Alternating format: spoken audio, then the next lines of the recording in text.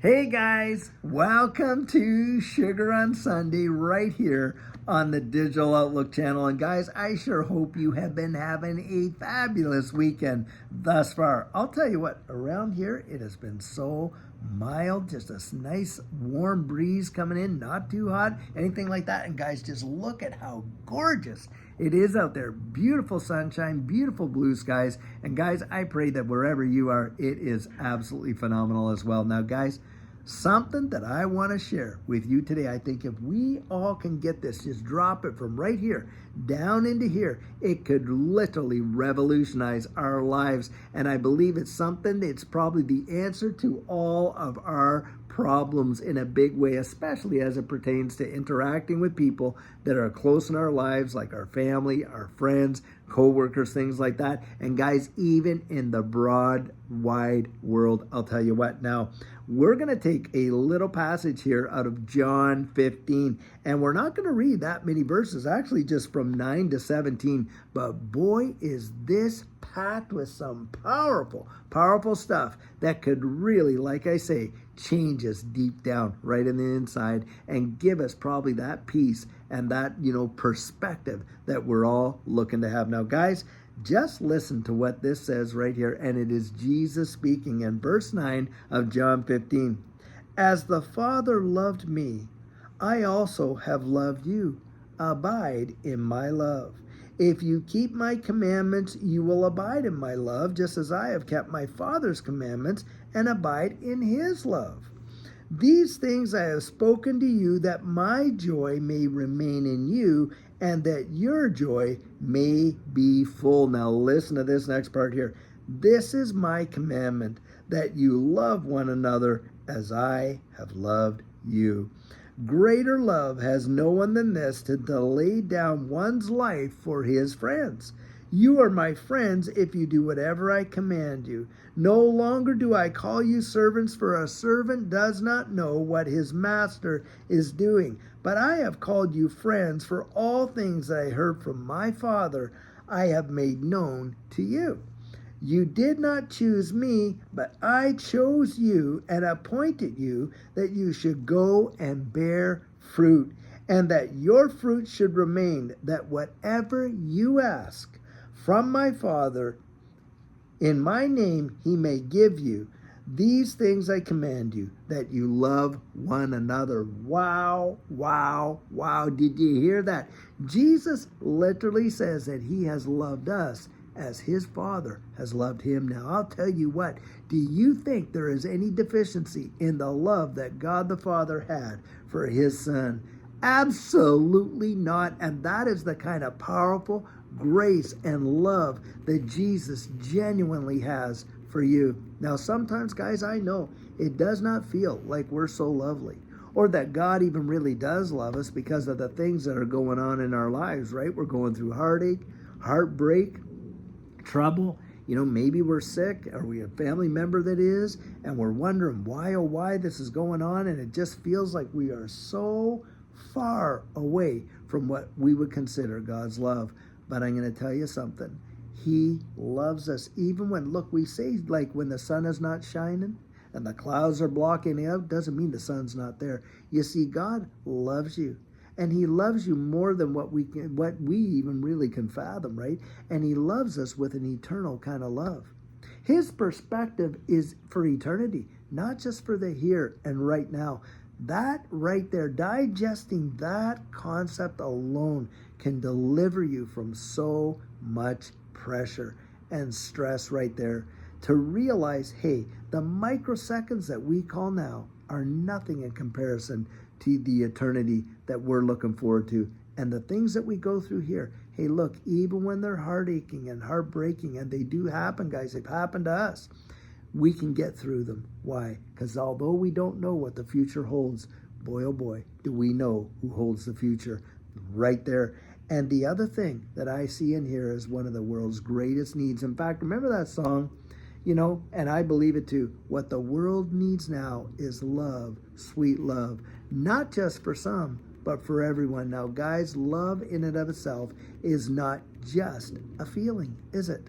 It's something that we choose to do. It's how we treat our neighbor. It's how we treat those around us. It's how we interact with each other. And boy, oh boy, does we need love in our lives. And number one, we have to truly love ourselves. Do you know one of the biggest deceptions that I see a lot of times is people will go around and they will literally be diminishing their self. Now, we're not talking having a love that's pride and arrogance and narcissism and all that. That's not what we're talking about. We're talking about a healthy form of self-dignity. Know your worth. It's not measured by what you have, what you don't have, who's your friend, who's not your friend, what your hair looks like, whether you have any or you're losing it like I am or what. That has nothing to do with it. It's that you were fashioned by the very hands of the living God, and you have a purpose. You were not just made on purpose, you were also made for a purpose. And don't ever allow the enemy to come into your life and into your mind and start diminishing who you genuinely are. And once you can really start to love the beauty of who you are, then hey, you can start to love others. It starts right there at home. Now, Jesus says in here, he says, if you love me, hey, you're going to keep my commands, aren't you? And isn't that the same way that we treat really close relationships? Because what do? They respect us. They respect our boundaries. They respect who we are. They don't go out there intentionally trying to hurt us and things like that. And we recognize that as love. It's not just the warm fuzzies, is it? It's show me what love is. Don't just tell me what love does. And he says, listen, I want to be in that kind of relationship with you. I am going to love you. Look, are you going to fall down? Okay, I understand that. I will pick you back up, he says. But step forward, press on. Like Paul said, I press on to take a hold of that for which Christ Jesus took a hold of me. Guys, this is where it all starts, with an attitude of the heart. We are to bless our enemies, bless those that curse you, do good to those that hate you, pray for those that despitefully use you. Now, is that easy to do? Nope, it's not. But I will say this much. You start practicing that, and guess what? Oh my goodness, do the chains start to fall off on the inside?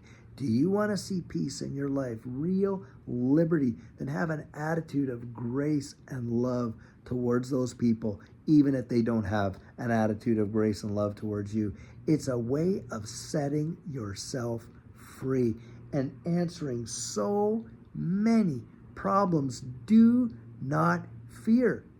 A lot of times people think that courage is the opposite of fear, and that is not true. The opposite of fear is love. In fact, the scripture says perfect love casts out fear.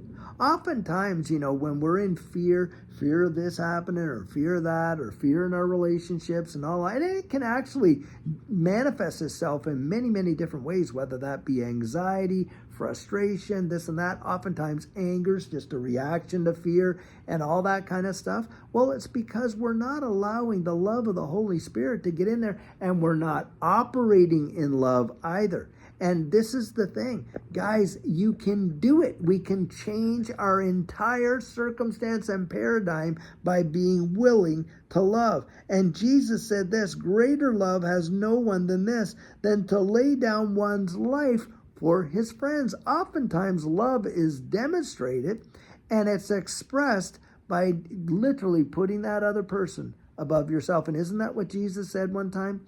He said, listen, you want to fulfill every law that there is, every commandment, then these two you fulfill. Love the Lord your God with all your heart, your soul, your mind, and strength. And hey, love everyone else as much as you love yourself. When you do those two things, you're not going to trespass all the others. And what is the result, guys? What is the result? Well, I'll tell you what. When you sow like that, you reap like that. You see a harvest of unbelievable favor coming your way that you thought would never come. Why? Because you sowed seeds of grace, love, mercy, kindness, gentleness, compassion. And it says, do not get weary in well-doing, for in due season you will reap that reward. That is just how it works. Look, we live in a spiritual world, also, of course, in a physical world. Now, there are physical laws, aren't there? If I climbed up on the roof of my house and I jumped, hey, gravity's bringing me down. Well, I'll tell you what, the spiritual laws is when we sow when we sow love and gentleness and kindness and like that, guess what? We get it back. We get that grace back, and it comes in absolute buckets fulls. You cannot literally, sow these kind of seeds in the Spirit and not reap that harvest of grace. It's just how it works. Guys, a lot of us are struggling with, some real big issues in our life. And it might, do us well to kind of peel back the onion a little bit, say, hey, what's going on the inside of me?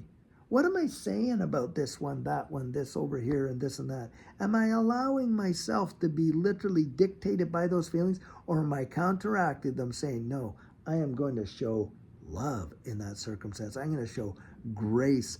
And I'll tell you what, guys, we need it so much, because right now there is just a move afoot to literally have people at each other's throats, for the different ethnicity that we have, for the different ideas that we have. If there's a difference there, a difference that, it's just an animosity against difference, when in fact, what do we celebrate most in life? We love the difference, the different foods, the different music, the different flowers, the different smells, and all of those things. It is the difference where the beauty is really found, isn't it? Yet we're being motivated by all these things out there that are trying to get us to hate one another because of the difference. Come on, guys. Let's not buy that line, because I'll tell you, there really is only one race, isn't there? And it's the human race. And that is the deal, guys. And we're all running this race, and we're running it to take a hold of the prize. And what is the prize? I've seen those bumper stickers. I'm sure you have too. Hey, he who dies with the most toys wins. Really? Is that really true? Well, we know it all isn't. Guys, the reality is the only thing that we can take with us is one another, is the relationships. Like King David said when his little child had died, he said, listen, he's not coming back to me, but one day I am going to go to him. Guys, that is the deal right there. Do you think that when you pass on, that the memory that you leave behind is just all the, the things you gave and all this? No, guys, it's who you were. It's the love you showed, the grace you showed. That's what people remember. And that's why it's so vitally important. Love, love, love, not just for some, but for everyone. And most of all, guys, I want to tell you this. Jesus really does love you. That has been said so much, it's become a cliche, and we lose the importance of it. But he genuinely does. In fact, he loves you so much, he said, my will is to prosper you, not to harm you, but to give you a future and a hope. And I'll tell you, have I ever seen that come to pass in the real world of my life in a powerful, powerful way. And that's one thing folks can't refute, guys, is your personal testimony of how God intervened in your life. Hold on to him, because I'll tell you what, he is absolutely holding on to you. And guys, just let me take a minute to bless you before we go. Father, I want to thank you for each and every person that has the opportunity to see and to hear this. I pray that you would let them know just how loved they are by you, and that your love sets captives free. It breaks chains. It brings down strongholds. And God, for those chains and those strongholds that might be holding them back from seeing the great potential, the greatest potential in their life that has caught them absolutely as if they're stuck in some kind of miry clay in a depression, I pray in Jesus' name they would be released from that and understand who they are, learning to love themselves and understanding what it is to be a conduit of the love of God to flow right through them, as your word says that out of our innermost being would flow rivers of living water. Oh God, I pray and I thank you for that you are answering that prayer. And Lord, I believe that it's your will to prosper us. And I am praying, Father, that many will see a transformation in their lives, whether it be in relationships or finances or whatever, where they absolutely prosper in Jesus' mighty precious name. Now, guys, I sure hope you got a lot of encouragement out of that. I know that I did, and I'll tell you what, I cannot wait for Monday. Big things happening in this space, that is for sure. We're going to have our coffee chat and meeting up in the afternoon with, our turning point. And guys, of course, doing a video later on in the evening. But guys, until then, I pray you have an absolutely amazing rest of your weekend and Sunday. And guys, take care.